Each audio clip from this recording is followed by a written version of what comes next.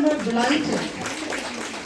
And I'm all the more delighted to have men folks also sitting. It's extremely important, let me honestly tell you, to walk hand in hand. The other day when I was talking to the CNN IBN, they wanted to know from me as to how I look at the women situation in the world, in the country as a whole, and what is my take on women empowerment. And I just told them that I always strongly feel that women should never try to go ahead of men or should never try to remain behind men. They should always try to walk with men, alongside men. This is extremely difficult with a lot of focus on feminism, which is undue at times, which is very much undue at times. You know, in the name of feminism, I think we cross certain limits, certain Lakshman Rekhas which we should not. You know, I know this statement of mine may not go down well with many of the women here sitting, but I strongly believe that in the name of feminism, never try to be undue assertive. Honestly, my dear friends, my girlfriends, so to say, I would definitely like to tell you that in my 25 years in administration, and before that, in the academics, when I was studying in school or in college, and even now in politics, I never felt there was any opportunity or rather any occasion for me to become unduly assertive. You can be extremely polite and yet you can be very assertive. There are ways of communicating your assertion, but I think we should not go beyond our Lakshman Rekhas. The beauty of women is their grace, is their humility, is their politeness. I think when we talk to our daughters, I think we should talk on these lines. We need good families. We need healthy families. We need cohesive families where husband and wife go well together. We need a family where, the children are raised in the right environment, in the right, proper, appropriate manner, where girls are respected and the boys are respected. There is no discrimination between a daughter and a son. I think all of us aspire to create such families. And for that matter, I think the strong responsibility on women, a lot of responsibility on women, men also, but I think more responsibility on women. In fact, if you ask me, women, the mothers, they are the fulcrum of a family.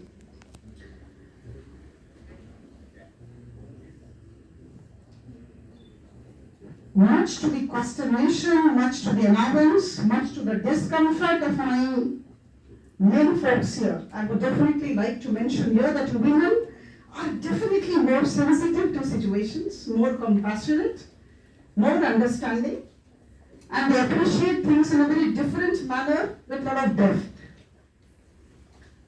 Isn't it? And we are more hardworking. We are more multitasking. We can do many things together. Men cannot. They have their own abilities. If you get into science, many of you are doctors, it's left brain and the right brain. Left brain and the right brain. So in women, sometimes the right brain is dominant. Left brain is not. There is the question of emotional quotient.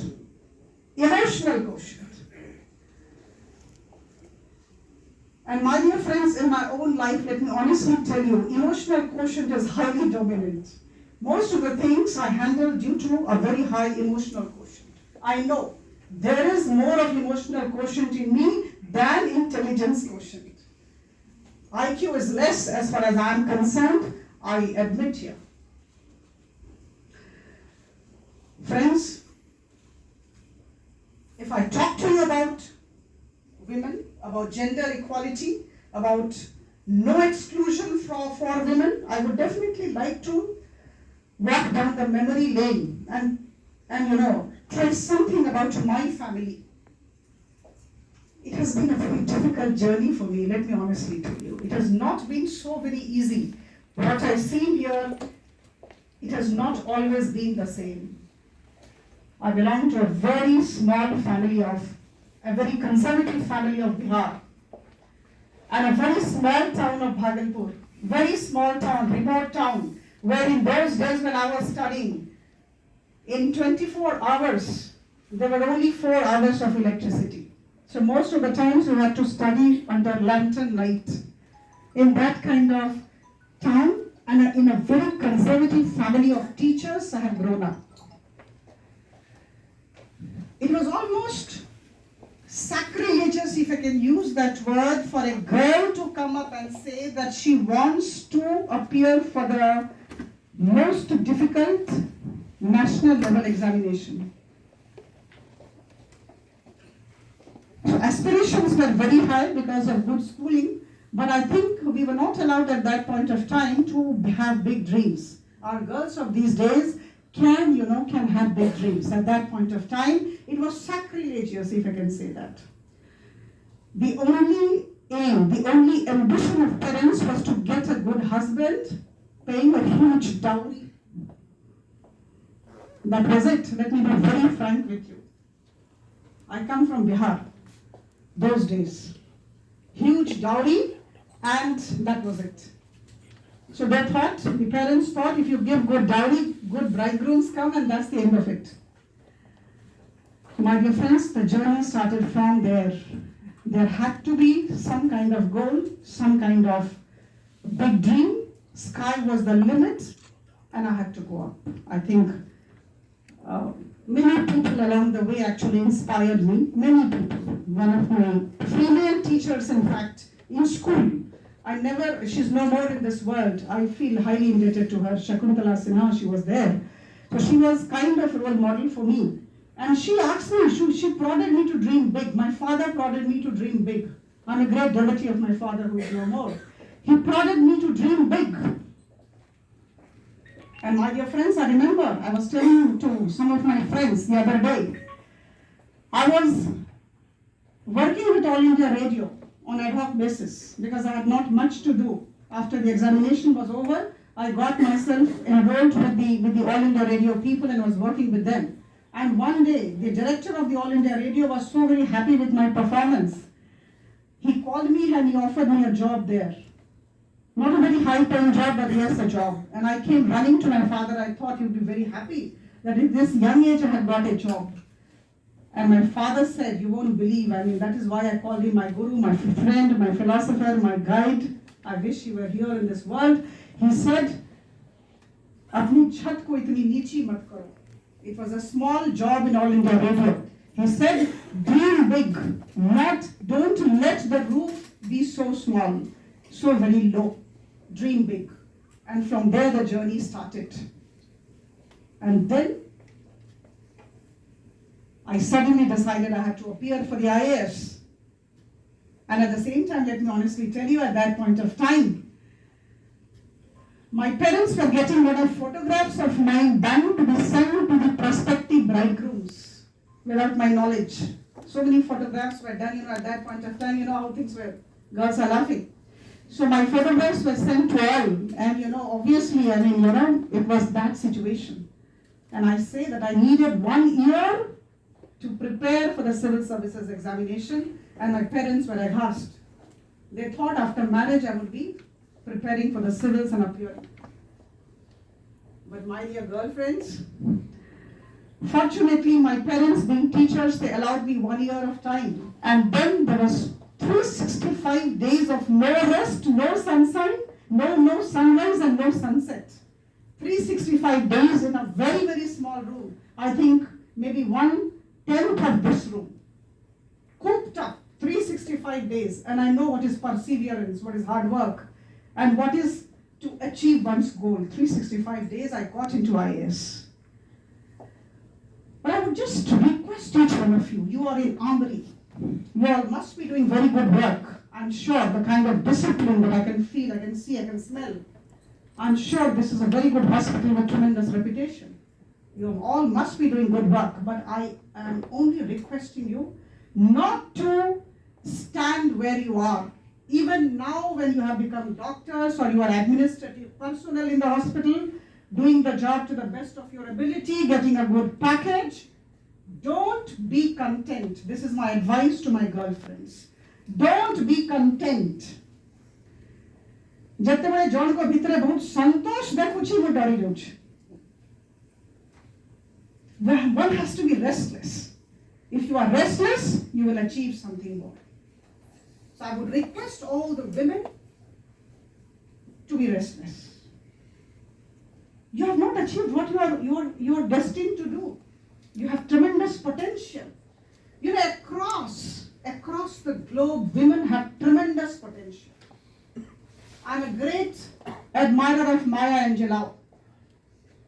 I've been reading so many books of Maya Angelou I have read. And she would say, there would be tremendous opposition from all over, but still like air I will rise. But still like air I will rise. Maya Angelou. I would just request you to dream much more and go beyond what you are doing now. If you are doing that, your daughters will also get that same kind of, that same kind of spirit from you. Think of the next step. I thought of the next step. And I would just request all my men folks and my girlfriends to think through. At least once in a day, sit with yourself. We don't sit with ourselves, do we? We always sit with somebody else. Please sit with yourselves at least for 10 minutes a day. Talk to yourself. Where are you? Have you achieved everything? Are you doing best with your life? Have you realized your potential? And most of you, I can say with confidence, with all conviction and power at my command, that you will say to yourself that you have not achieved your potential and you can achieve much more. You have to just take that extra mile, maybe 2 hours more, maybe 3 hours more, maybe a little bit reading more, maybe cutting on your unnecessary conversation with your neighbors more, something. You will realize sometimes at one point of time, life starts stagnating. I left the IAS, you know what? I left the IAS and I came into politics because the luxury of my existence got on my nerves. Too much of everything. Perfection. Everything was so very good. I felt sad, frustrated. It was all stagnation. I wanted more. I wanted more challenges. I wanted people to question me. I wanted people to doubt me. I wanted people to put a hurdle on my path. But there was no hurdle in life. I had everything. I had a huge package. You cannot imagine my package. I was 3 lakh per month rupees. I was earning. I had fleet of cars. I had so many people around me to work for me, to take care of all my needs. I had absolutely no gap in life, nothing less in life. I was in Delhi, the best of postings. And my career was at its peak and I was going up.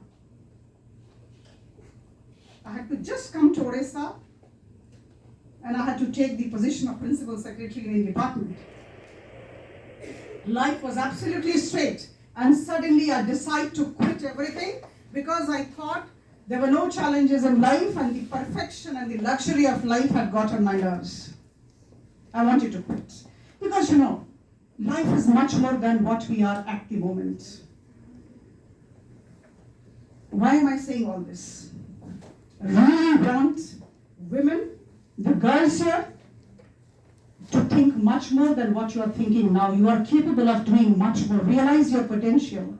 Yesterday, I'll just give you an example. Yesterday, Madam Ashmi Mahapatra and her entire team had arranged a meeting at Meguna.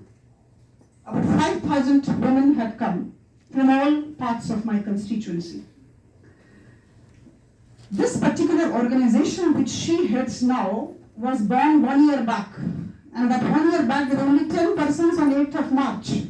And within 12 months, with little bit of support here and there, she has grown to this stature that she could get 5,000 women. And there was There was a kind of wave in the entire constituency yesterday because of the good work that they have been doing. What I'm trying to tell you is, dream more, aspire for more, you are capable of everything. I was telling this to the women also yesterday, the rural women, A lot of confidence is required, self-confidence.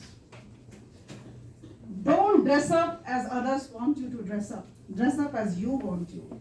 You to look yourself into the mirror. But of course, we have to be decent. As simple as that. We all have to be decent. We have to look decent. We have to behave decently, as I told you. Decency, grace are the biggest ornaments of women. But as far as you are decent, you are graceful, wear what you want to wear. Think as you want to think. Please don't allow anybody to dictate your thoughts and dictate your soul. Soul is much more important. Mind somebody can dictate, but nobody is allowed to dictate your soul, your heart.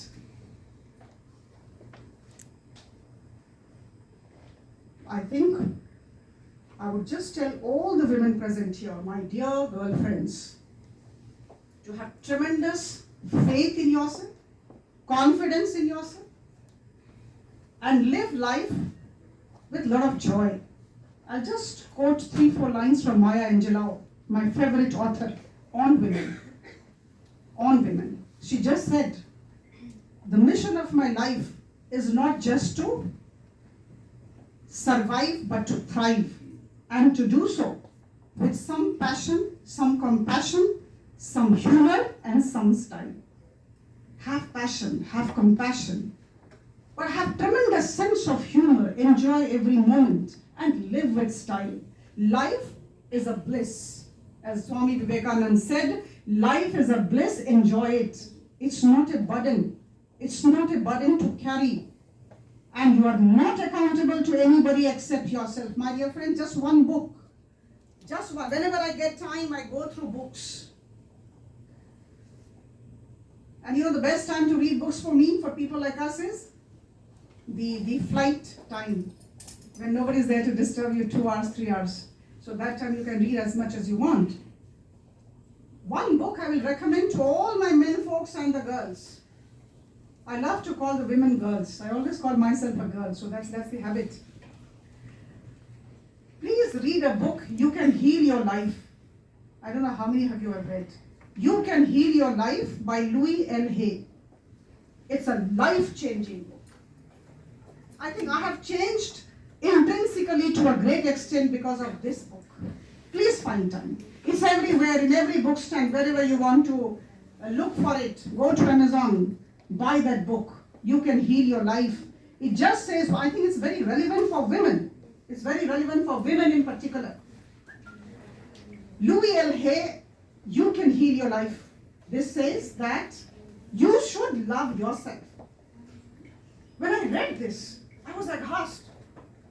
When all of us are talking of doing for the society, loving others, doing for your mother-in-law, doing for your father-in-law, suddenly this book says, first you love yourself, then think of others. I was aghast. You just read that book. It's marvelous. You have to love yourself before you love your neighbor. Before you love your neighbor, love yourself. If you love yourself, you will do good, you will look good, you will feel good, and then you will do good to others who are next to you.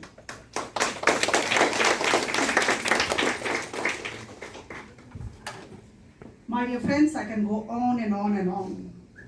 I wish there was a time, and there would be a time, I'm very confident. Again sacrilegious. Two things I would put forth before I close. One, I have a very different and a very unpopular take on women reservation. I would like to say here. The other day I was talking to the media guys in the parliament, and some of the other party women were quite aghast at my approach. But I stand by it, and I will continue to say that forever. I strongly believe that women should not be given reservation anywhere. Men folks are very happy, they're nodding. I strongly believe that women should not be given reservation. Women should be given enabling environment. There should be focus on health. There should be focus on education of women. There should be focus on safety and security of women. There should be focus on anything that would enable women to grow, to blossom, to reach the stars. But there should be no reservation. You please fight your way out. You are no less. Now you are no less. Maybe a couple of years back you were very much less. Now you are no less. Not even in the villages of Malkangiri district of our state. Women are much ahead of men in many ways. In many ways, I'm saying. So I think that enabling environment can be given, that focus can be given on women, and let women thrive. Let women grow. Let women be. Let women be. We want to be ourselves. Let women be. I think that would be the biggest contribution to our sisters, our daughters, our wives. And let me tell you one thing. Why should it be a gender-specific thing? The celebration of womanhood, the celebration of 8th March should not be confined to women. I'm delighted that men folks are here. I'm delighted. And this is something which actually hit me when I entered the room. This is what it should be. We do not want exclusion, we want inclusion. We want integration. We do not want to be away from men. You should be with men, along with men, alongside men.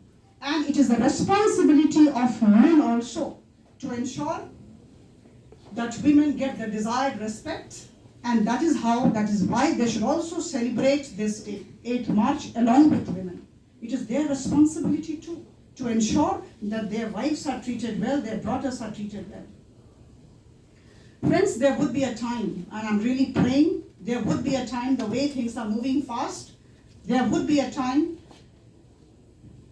when half of the companies, half of the organizations around the globe will be run by women, half. I'm not saying 60% or 70%, I'm saying 50% because 50% population is women.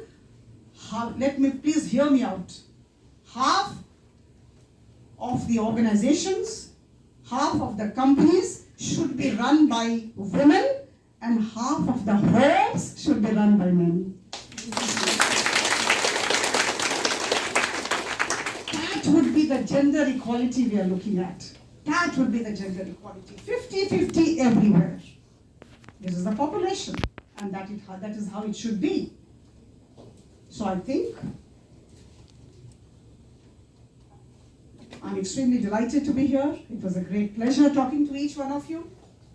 Sky is the limit. Let us all stretch out and reach it. Nothing less than the sky, and it is for both men and women. Let us all live. Let us not just exist. Lovely lines again. I would rather be a superb meteor with every atom of me in magnificent glow than a sleepy and permanent planet. The proper function of man is to live, not to exist. When I say man, I also mean woman. And thank you so much for calling me, for having invited me. I would be coming to AMRI once again. Whenever you call, I'll be there. Thank you so much.